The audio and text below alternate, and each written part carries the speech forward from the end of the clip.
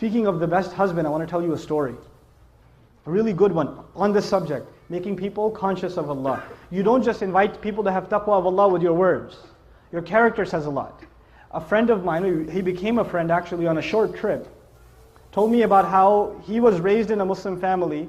He's Guyanese origin, and in Guyana there's Muslims that are committed, and there's Muslims that have mixed their religion with Hinduism, and some Muslims that are just Muslim by name, and they've completely almost lost everything of the religion. They almost know nothing of the religion. And he was of the latter type. He almost knew nothing about the religion.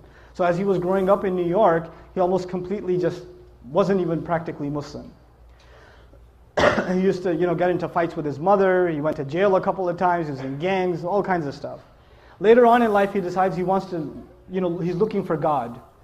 And he knows at least by name he's Muslim.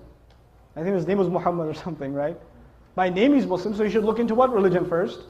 Islam. So he starts looking into Islam, starts going to the masjid, starts learning how to pray again, becomes more serious. At the time he was, he had married his girlfriend who was Christian or whatever. Right? He starts becoming more serious about the religion. And then his wife notices that he's praying. And the beer is gone from the fridge. And he's not going out with his drinking buddies. And he doesn't go to Atlantic City on the weekends. He's a different guy. Something's changed, And he doesn't say anything to her. Just on his own, he didn't yell at her, didn't tell her to, put a hijab on or whatever, lose all her friends. He didn't do any of that. He went to a scholar, and I make dua for the scholar that he went to. He didn't tell me his name, but he said, I went to my scholar, and I told him, look, I'm becoming more and more aware of Islam, but my wife, of course, is a Christian, and she's not even a practicing Christian. She's just kind of what I was before. She's exactly like I was before. How do I help her? He said, don't tell her a thing about Islam, just be the best husband you can be, and to do that, just study what kind of a husband the Prophet was. Just do that. Don't worry about what you need to tell her. Worry about being the best possible husband, and that is the sunnah of the Messenger. The Messenger would buy his wife gifts. The Messenger would joke with his wife. The Messenger would spend time with the mother of the believers. The Messenger would praise and compliment the mother of the believers. I'm mentioning that on purpose, guys. He would compliment them. You guys eat the first morsel of food in iftar, like, And the wife says, what? You go, nothing. Right? You drink, some of the desis here drink the first little sip of lassi. Look, I know the economy's bad, but are we really that short on sugar? Very painful for you to say a compliment. I understand, especially for those of you that come from my original country, Pakistan. For you to give a compliment to your wife can cause an ulcer. So I understand, but it's a sunnah, guys. Good food. That's amazing. And our wives, the sisters are so used to hearing nasty things from us, that when we say nice things, they get freaked out. Like if the husband just says, you look really nice today. She goes, what do you want? She gets worried, like he's up to, we got to fix that.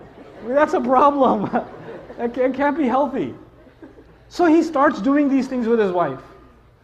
And in the beginning, he used to argue with her sometimes about Islam and tell her how Christianity doesn't make sense. How can 3 be 1 and 1 be 3? All those kinds of arguments, you've heard them before, right?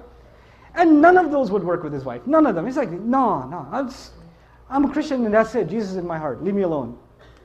3 years go by. He stops talking to her about Christianity and how dumb it is or whatever. Stops debating with her. He's just being what he can be as the best husband. And one day he's making maghrib and his wife joins him in salat. And he's in salat. It messes up his salat. Right? What's happening here? Right? Yeah. Can we go a break for after 5 minutes? Yeah, we can give a break in 5 minutes, sure. For 10 minutes because they have to move the car. Sure. So, he gives, after salat, he looks at her and he goes, what happened? And she goes, what? Nothing. And he goes, no, you have to tell me what happened. And of course she says what pretty much any wife would say, it's complicated. All right? But eventually she tells him, and she tells him, look, I've never seen a husband like you. My dad wasn't like that. I've never seen a father like you. The way you are with our child, I've never seen a father be like that. It's so beautiful. This religion can't be wrong. It can't be wrong. This is ittaqullah. You see how aware you are of Allah in your life, right? It's not how many ayat you've memorized, how many ahadith you know, how much knowledge you can spit out at someone, how many quotes from scholars you can deliver. It's not about that. And how are you living your life? People can see that. You're calling people to the taqwa of Allah. حَقَّ تُقَاتِهِ وَلَا تَمُوتُنَّ إِلَّا وَأَنْتُمْ مُسْلِمُونَ. And that's the next point.